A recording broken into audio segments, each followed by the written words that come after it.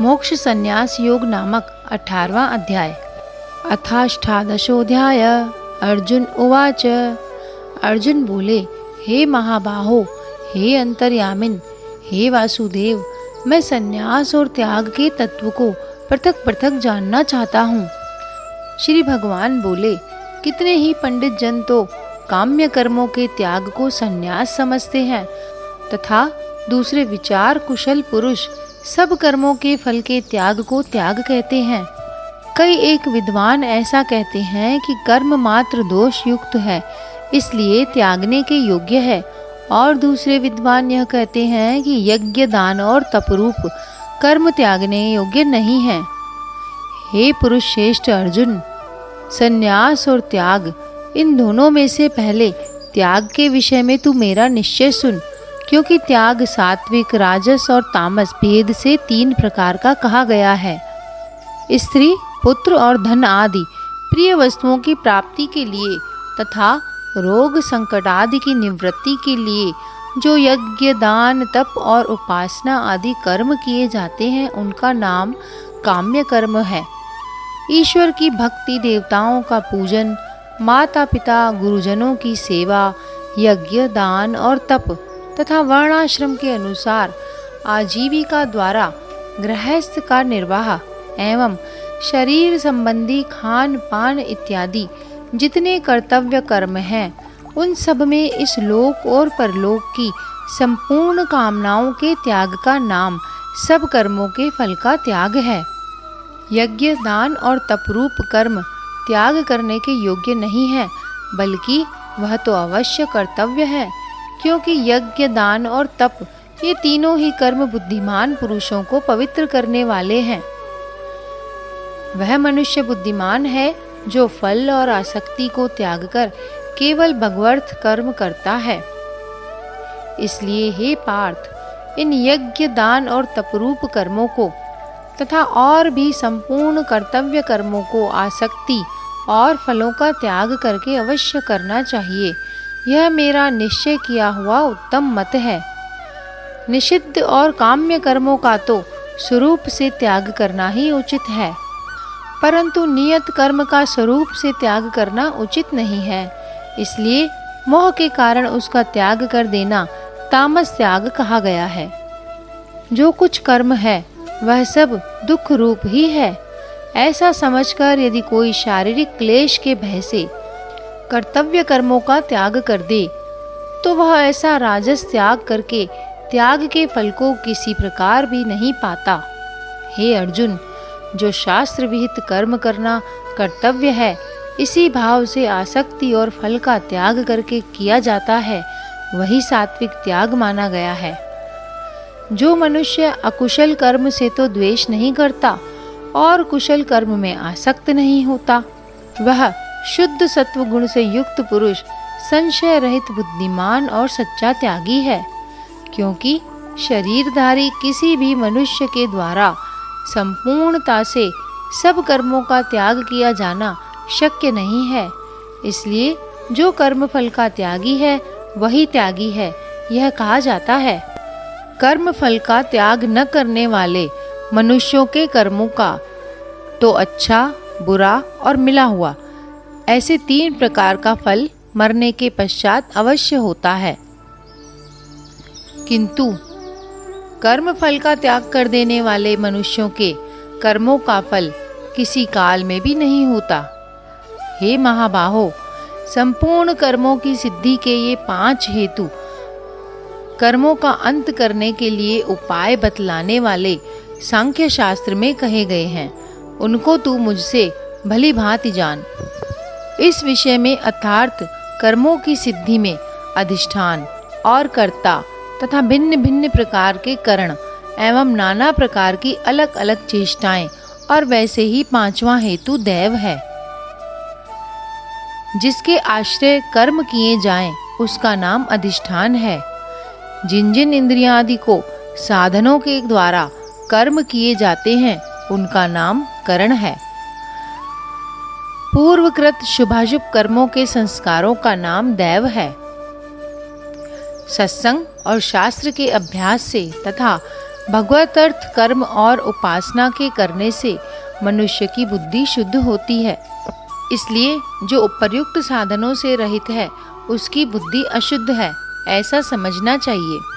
मनुष्य मन, वाणी और शरीर से शास्त्र अनुकूल अथवा विपरीत जो कुछ भी कर्म करता है उसके ये पांचों कारण हैं। परंतु ऐसा होने पर भी जो मनुष्य अशुद्ध बुद्धि होने के कारण उस विषय में यानी कर्मों के होने में केवल शुद्ध स्वरूप आत्मा को कर्ता समझता है, वह मलिन बुद्धि वाला अज्ञानी यथार्थ नहीं समझता।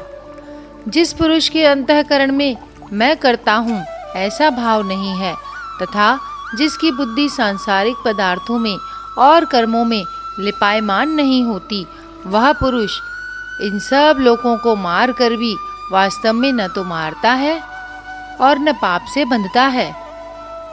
जैसे अग्नि, वायु और जल के द्वारा प्रारब्धवश किसी प्राणी की हिंसा होती देखने में आवे तो भी वह वास्तव में हिंसा नहीं है, वैसे ही जिस पुरुष का देह में अभिमान नहीं है और स्वार्थ रहित केवल संसार के हित के लिए ही जिसकी संपूर्ण क्रियाएं होती हैं, उस पुरुष के शरीर और इंद्रियों द्वारा यदि किसी प्राणी की हिंसा होती हुई लोक दृष्टि में देखी जाए तो भी वह वास्तव में हिंसा नहीं है, क्योंकि आसक्ति, स्वार्थ और अहंकार के न होने से किसी प्राणी की हिंसा हो ही नहीं सकती तथा बिना कर्तव्य अभिमान के किया हुआ कर्म वास्तव में अकर्म ही है, इसलिए वह पुरुष पाप से नहीं बंधता।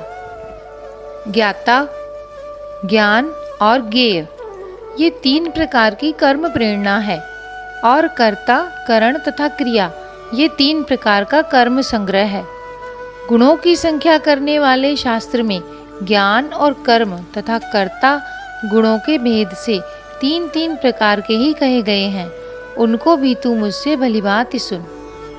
जिस ज्ञान से मनुष्य पृथक पृथक सब भूतों में एक अविनाशी परमात्म भाव को विभाग रहित समभाव से स्थित देखता है, उस ज्ञान को तू सात्विक जान। जानने वाले का नाम ज्ञाता है, जिसके द्वारा जाना जाए उसका नाम ज्ञान है। जानने में आने वाली वस्तु का नाम ज्ञेय है। कर्म करने वाले का नाम कर्ता तथा जिन साधनों से कर्म किया जाए उसका नाम करण है। किंतु जो ज्ञान अर्थात जिस ज्ञान के द्वारा मनुष्य संपूर्ण भूतों में भिन्न भिन्न प्रकार के नाना भावों को अलग अलग जानता है, उस ज्ञान को तू राजस जान। परंतु जो ज्ञान एक कार्य रूप शरीर में ही संपूर्ण के सदस्य आसक्त है तथा जो बिना युक्ति वाला तात्विक अर्थ से रहित और तुच्छ है, वह तामस कहा गया है। जो कर्म शास्त्र विधि से नियत किया हुआ और कर्तापन के अभिमान से रहित हो तथा फल न चाहने वाले पुरुष द्वारा बिना राग द्वेष के किया गया हो, वह सात्विक कहा जाता है। परंतु जो कर्म बहुत परिश्रम से युक्त होता है तथा भोगों को चाहने वाले पुरुष द्वारा या अहंकार युक्त पुरुष द्वारा किया जाता है, वह कर्म राजस कहा गया है।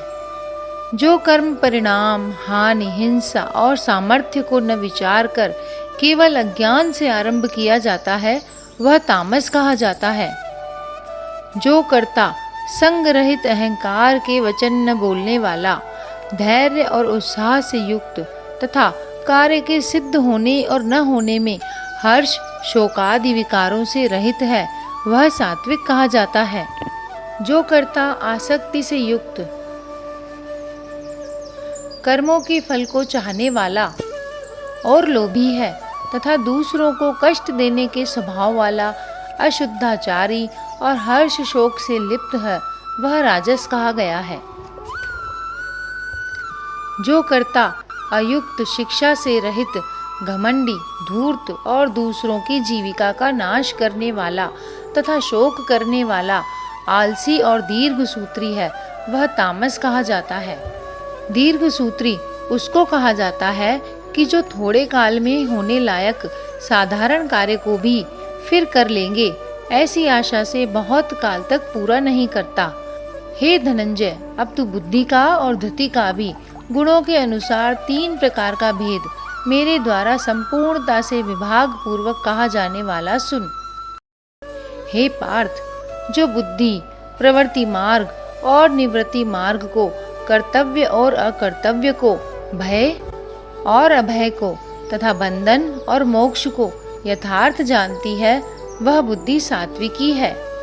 गृहस्थ में रहते हुए फल और आसक्ति को त्याग कर भगवत दर्पण बुद्धि से केवल लोक शिक्षा के लिए राजा जनक की भांति बरतने का नाम ही प्रवृत्ति मार्ग है, तथा देह अभिमान को त्याग कर केवल सच्चिदानंद घन परमात्मा में एक ही भाव से स्थित हुए श्री सुखदेव जी और सनकादिकों की भांति संसार से उपराम होकर विचरने का नाम निवृत्ति मार्ग है।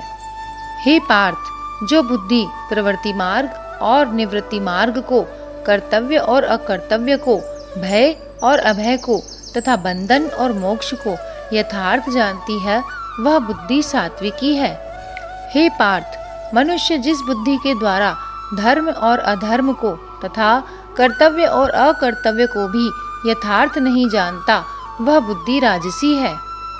हे अर्जुन, जो तमोगुण से गिरी हुई बुद्धि अधर्म को भी यह धर्म है ऐसा मान लेती है तथा इसी प्रकार अन्य संपूर्ण पदार्थों को भी विपरीत मान लेती है, वह बुद्धि तामसी है। हे पार्थ, जिस अव्यभिचारिणी धारणा शक्ति से मनुष्य ध्यान योग के द्वारा मन, प्राण और इंद्रियों की क्रियाओं को धारण करता है, वह धृति सात्विकी है। भगवत विषय के सिवाय अन्य सांसारिक विषयों को धारण करना ही व्यभिचार दोष है।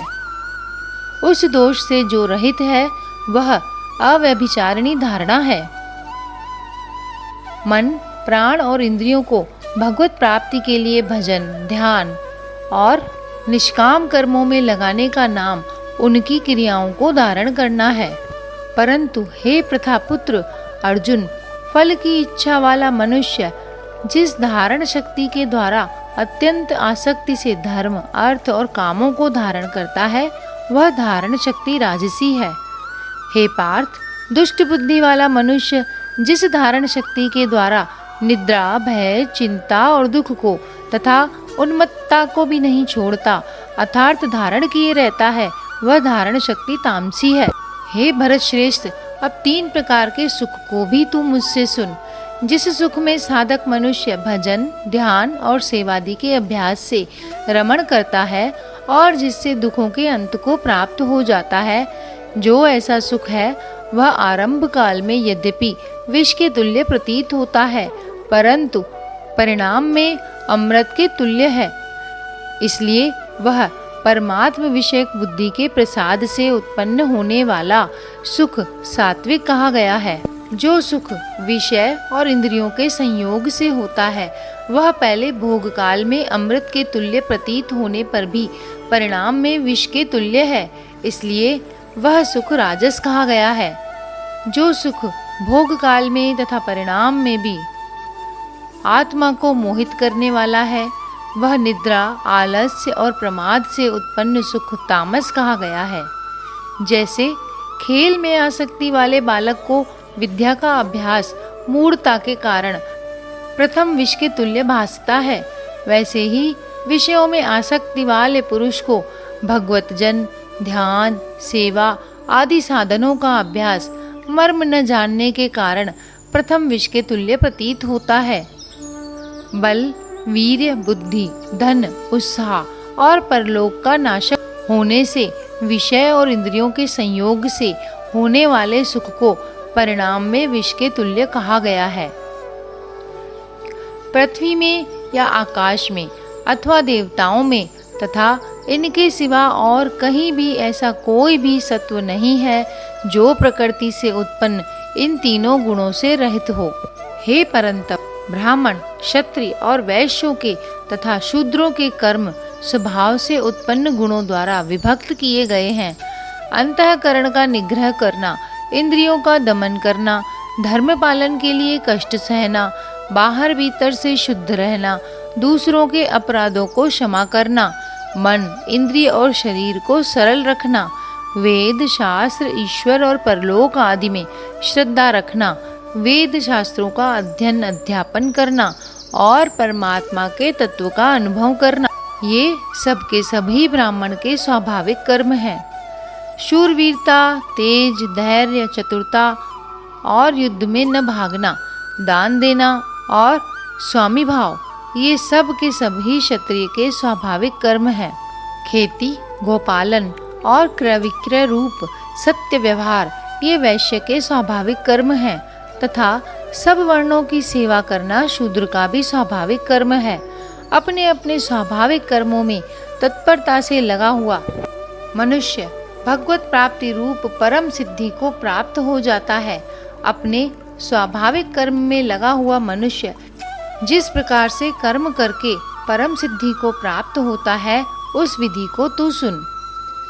वस्तुओं के खरीदने और बेचने में तौल, नाप और गिनती आदि से कम देना अथवा अधिक लेना, एवं वस्तु को बदलकर या एक वस्तु में दूसरी खराब वस्तु मिलाकर दे देना अथवा अच्छी ले लेना तथा नफा, आड़त और दलाली ठहराकर उनसे अधिक दाम लेना या कम देना तथा झूठ, कपट, चोरी और जबरदस्ती से अथवा अन्य किसी प्रकार से दूसरे के हक को ग्रहण कर लेना इत्यादि दोषों से रहित जो सत्यता पूर्वक पवित्र वस्तुओं का व्यापार है, उसका नाम सत्य व्यवहार है।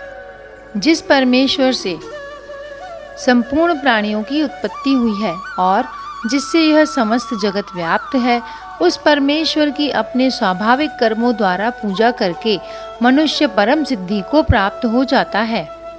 जैसे बर्फ जल से व्याप्त है, वैसे ही संपूर्ण संसार सच्चिदानंद घन परमात्मा से व्याप्त है। जैसे पतिव्रता स्त्री पति को ही सर्वस्व समझकर पति का चिंतन करती हुई पति की आज्ञा अनुसार पति के लिए ही मन, वाणी, शरीर से कर्म करती है, वैसे ही परमेश्वर को ही सर्वस्व समझकर परमेश्वर का चिंतन करते हुए परमेश्वर की आज्ञा के अनुसार मन, वाणी और शरीर से परमेश्वर के लिए ही स्वाभाविक कर्तव्य कर्म का आचरण करना, कर्म द्वारा परमेश्वर को पूजना है। अच्छी प्रकार आचरण किए हुए दूसरे के धर्म से गुण रहित भी अपना धर्म श्रेष्ठ है, क्योंकि स्वभाव से नियत किए हुए स्वधर्म रूप कर्म को करता हुआ मनुष्य पाप को नहीं प्राप्त होता। अतएव हे कुंती पुत्र, दोषयुक्त होने पर भी सहज कर्म को नहीं त्यागना चाहिए, क्योंकि धुएं से अग्नि की भांति सभी कर्म किसी न किसी दोष से युक्त हैं। प्रकृति के अनुसार शास्त्र विधि से नियत किए हुए जो वर्णाश्रम के धर्म और सामान्य धर्म रूप स्वाभाविक कर्म हैं, उनको ही यहाँ स्वधर्म, सहज कर्म, स्वकर्म, नियत कर्म, स्वभावज कर्म, स्वभाव नियत कर्म इत्यादि नामों से कहा गया है। सर्वत्र आसक्ति रहित बुद्धि वाला, स्पहार रहित और जीते हुए अंतःकरण वाला पुरुष सांख्य योग के द्वारा उस परम नैष्कर्म्य सिद्धि को प्राप्त होता है, जो कि ज्ञान योग की परानिष्ठा है। उस नैष्कर्म्य सिद्धि को जिस प्रकार से प्राप्त होकर मनुष्य ब्रह्म को प्राप्त होता है, उस प्रकार को हे कुंती पुत्र तू संक्षेप में ही मुझसे समझ। विशुद्ध बुद्धि से युक्त तथा हल्का, सात्विक और नियमित भोजन करने वाला, शब्दादि विषयों का त्याग करके एकांत और शुद्ध देश का सेवन करने वाला, सात्विक धारण शक्ति के द्वारा अंतःकरण और इंद्रियों का संयम करके मन, वाणी और शरीर को वश में कर लेने वाला, राग द्वेष को सर्वथा नष्ट करके भलीभांति दृढ़ वैराग्य का आश्रय लेने वाला तथा अहंकार, बल, घमंड, काम, क्रोध और परिग्रह का त्याग करके निरंतर ध्यान योग के परायण रहने वाला, ममता रहित और शांति युक्त पुरुष सच्चिदानंद घन ब्रह्म में अभिन्न भाव से स्थित होने का पात्र होता है। फिर वह सच्चिदानंद घन ब्रह्म में एक ही भाव से स्थित प्रसन्न मन वाला योगी न तो किसी के लिए शोक करता है और न किसी की आकांक्षा ही करता है। ऐसा समस्त प्राणियों में संभाव वाला योगी मेरी पराभक्ति को प्राप्त हो जाता है। उस पराभक्ति के द्वारा वह मुझ परमात्मा को मैं जो हूँ और जितना हूँ ठीक वैसा का वैसा तत्व से जान लेता है तथा उस भक्ति से मुझको तत्व से जानकर तत्काल ही मुझ में प्रविष्ट हो जाता है। जो तत्व ज्ञान की पराकाष्ठा है तथा जिसको प्राप्त होकर और कुछ जानना बाकी नहीं रहता, वही यहाँ पराभक्ति, ज्ञान की परानिष्ठा, परम नैष्कर्म्य सिद्धि और परम सिद्धि इत्यादि नामों से कही गई है। उस पराभक्ति के द्वारा वह मुझ परमात्मा को मैं जो हूँ जितना हूँ ठीक वैसा का वैसा तत्व से जान लेता है तथा उस भक्ति से मुझको तत्व से जानकर तत्काल ही मुझ में प्रविष्ट हो जाता है। मेरे परायण हुआ कर्मयोगी तो संपूर्ण कर्मों को सदा करता हुआ भी मेरी कृपा से सनातन अविनाशी परम पद को प्राप्त हो जाता है। सब कर्मों को मन से मुझ में अर्पण करके तथा समबुद्धि रूप योग को अवलंबन करके मेरे परायण और निरंतर मुझ में चित्तवाला हो। उपरोक्त प्रकार से मुझ में चित्तवाला होकर तू मेरी कृपा से समस्त संकटों को अनायास ही पार कर जाएगा और यदि अहंकार के कारण मेरे वचनों को न सुनेगा तो नष्ट हो जाएगा अर्थात परमार्थ से भ्रष्ट हो जाएगा। जो तू अहंकार का आश्रय लेकर यह मान रहा है कि मैं युद्ध नहीं करूँगा, तो तेरा यह निश्चय मिथ्या है, क्योंकि तेरा स्वभाव तुझे जबरदस्ती युद्ध में लगा देगा। हे कुंती पुत्र, जिस कर्म को तू मोह के कारण करना नहीं चाहता, उसको भी अपने पूर्वकृत स्वाभाविक कर्म से बंधा हुआ परवश होकर करेगा। हे अर्जुन, शरीर रूप यंत्र में आरूढ़ हुए संपूर्ण प्राणियों को अंतर्यामी परमेश्वर अपनी माया से उनके कर्मों के द्वारा भ्रमण कराता हुआ सब प्राणियों के हृदय में स्थित है। हे भारत, तू सब प्रकार से उस परमेश्वर की ही शरण में जा। लज्जा, भय, मान, बड़ाई और आसक्ति को त्याग कर एवं शरीर और संसार में अहंता ममता से रहित होकर केवल एक परमात्मा को ही परम आश्रय, परम गति और सर्वस्व समझना तथा अनन्य भाव से अतिशय श्रद्धा, भक्ति और प्रेम पूर्वक निरंतर भगवान के नाम, गुण, प्रभाव और स्वरूप का चिंतन करते रहना एवं भगवान का भजन स्मरण रखते हुए ही उनके आज्ञा अनुसार कर्तव्य कर्मों का निस्वार्थ भाव से केवल परमेश्वर के लिए आचरण करना, यह सब प्रकार से परमात्मा के ही शरण होना है। उस परमात्मा की कृपा से ही तू परम शांति को तथा सनातन परम धाम को प्राप्त होगा। इस प्रकार यह गोपनीय से भी अति गोपनीय ज्ञान मैंने तुमसे कह दिया। अब तू इस रहस्य युक्त ज्ञान को पूर्णतया भलीभांति विचार कर, जैसे चाहता है वैसे ही कर। संपूर्ण गोपनीयों से अति गोपनीय मेरे परम रहस्य युक्त वचन को तू फिर भी सुन। तू मेरा अतिशय प्रिय है, इससे यह परम हितकारक वचन मैं तुझसे कहूँगा। हे अर्जुन, तू मुझ में मन वाला हो, मेरा भक्त बन, मेरा पूजन करने वाला हो और मुझको प्रणाम कर। ऐसा करने से तू मुझे ही प्राप्त होगा, यह मैं तुझसे सत्य प्रतिज्ञा करता हूँ, क्योंकि तू मेरा अत्यंत प्रिय है। संपूर्ण धर्मों को अर्थात संपूर्ण कर्तव्य कर्मों को मुझ में त्याग कर तू केवल एक मुझ सर्वशक्तिमान सर्वाधार परमेश्वर की ही शरण में आ जा। मैं तुझे संपूर्ण पापों से मुक्त कर दूंगा, तू शोक मत कर। तुझे यह गीता रूप रहस्य उपदेश किसी भी काल में न तो तप रहित मनुष्य से कहना चाहिए, न भक्ति रहित से और न बिना सुनने की इच्छा वाले से ही कहना चाहिए, तथा जो मुझ में दोष दृष्टि रखता है उससे तो कभी भी नहीं कहना चाहिए। जो पुरुष मुझ में परम प्रेम करके इस परम रहस्य युक्त गीता शास्त्र को मेरे भक्तों में कहेगा, वह मुझको ही प्राप्त होगा, इसमें कोई संदेह नहीं है। उससे बढ़कर मेरा प्रिय कार्य करने वाला मनुष्यों में कोई भी नहीं है, तथा पृथ्वी भर में उससे बढ़कर मेरा प्रिय दूसरा कोई भविष्य में होगा भी नहीं। जो पुरुष इस धर्म में हम दोनों के संवाद रूप गीता शास्त्र को पढ़ेगा, उसके द्वारा भी मैं ज्ञान यज्ञ से पूजित होऊंगा, ऐसा मेरा मत है। जो मनुष्य श्रद्धायुक्त और दोष दृष्टि से रहित होकर इस गीता शास्त्र का श्रवण भी करेगा, वह भी पापों से मुक्त होकर उत्तम कर्म करने वालों के श्रेष्ठ लोकों को प्राप्त होगा। हे पार्थ, क्या इस गीता शास्त्र को तूने एकाग्र चित्त से श्रवण किया? और हे धनंजय, क्या तेरा अज्ञान जनित मोह नष्ट हो गया? अर्जुन उवाच। अर्जुन बोले, हे अच्युत, आपकी कृपा से मेरा मोह नष्ट हो गया और मैंने स्मृति प्राप्त कर ली है। अब मैं संशय रहित होकर स्थित हूँ, अतः आपकी आज्ञा का पालन करूँगा। संजय उवाच।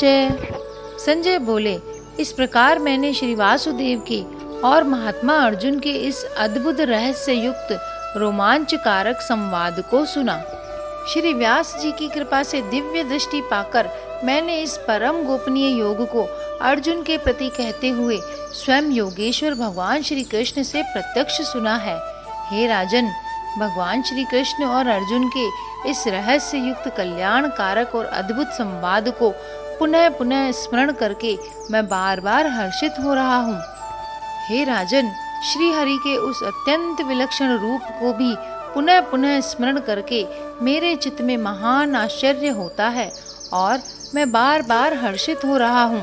हे राजन, श्री हरि के उस अत्यंत विलक्षण रूप को भी पुनः पुनः स्मरण करके मेरे चित्त में महान आश्चर्य होता है और मैं बार बार हर्षित हो रहा हूँ। हे राजन, जहाँ योगेश्वर भगवान श्री कृष्ण है और जहाँ गांडीव धनुषधारी अर्जुन है, वहीं पर श्री विजय विभूति और अचल नीति है, ऐसा मेरा मत है। श्री कृष्ण अर्जुन संवादे मोक्ष संन्यास योगो नामक नामाष्टादशोऽध्याय संपूर्ण। हरे कृष्णा। जय श्री कृष्णा।